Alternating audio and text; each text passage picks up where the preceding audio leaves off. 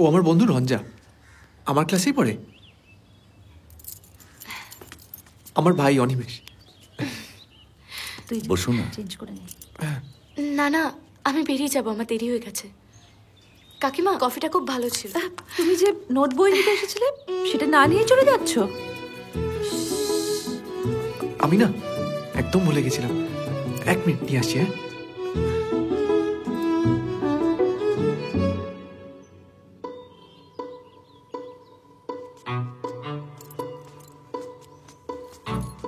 এটা সবকিছু লেখা আছে।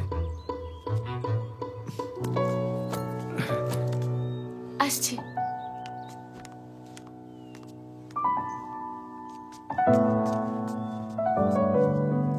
অনিমেষের মায়ানাটা দিয়ে দিয়েছি, বুঝেছো? কি ব্যাপার বলো তো? কিসের কি ব্যাপার? মেয়েটার নোটবুক নিতে এলো, সেটা না নিয়ে চলে যাচ্ছিল। দুজন মিলে এখানে বসে ফিসফিস করে কথা বলছিল। আমি চা দিলাম, বলে কিনা কফিটা ভালো হয়েছে। কিরম একটা সন্দেহ মনে হচ্ছে না? এটা আবার সুন্দর কি আছে? অনি এই প্রেম টিমের চক্করে পড়ে পড়াশোনাটা না গোল্লায় চলে যায়। না না, অনি সেরকম ছেলেই নয়। আসলে বয়সটা তো জানি জানি। শোনো, ওই বয়স না তোমার আছে না আমার আছে, ওদের আছে, ওদের ভাবতে দাও। সবচেয়ে বড় কথা কি জানো তো, একটা জিনিস ভাবো যে ওরা কিন্তু বাইরে বেরিয়ে লুকিয়ে দেখা করছে না, বাড়ির মধ্যে দেখা করছে। তো এটা তো ভালো না? আর ও যখন আমাদের এতটা বিশ্বাস করে, আমাদেরও উচিত ওকে বিশ্বাস করা। হ্যাঁ, কি? অনিকেত বলছি, রঞ্জার সাথে কথা হলো। ও বলল ও তোকে সবকিছু বুঝিয়ে বলেছে। আমি ভেবেছিলাম তুই হয়তো রাগ করবি। থ্যাংক ইউ ভাই। বলছি আমি এখন একটু বিজি আছি, পরে কথা বলি। ঠিক আছে, রাখছি।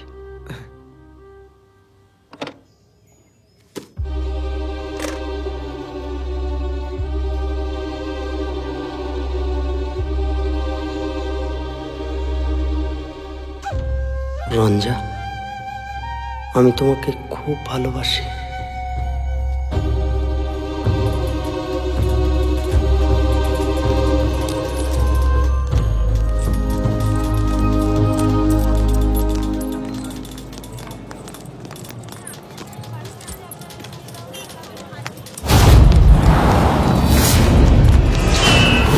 কোটার মতো মস্তানি।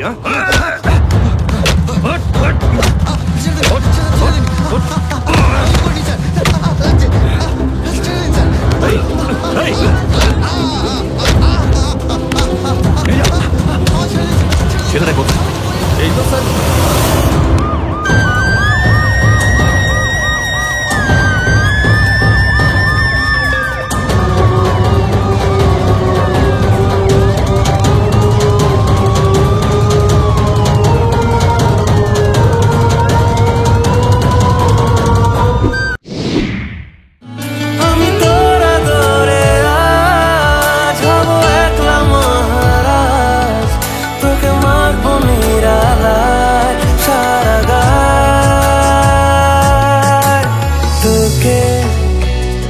এঁকেছি দুপালকে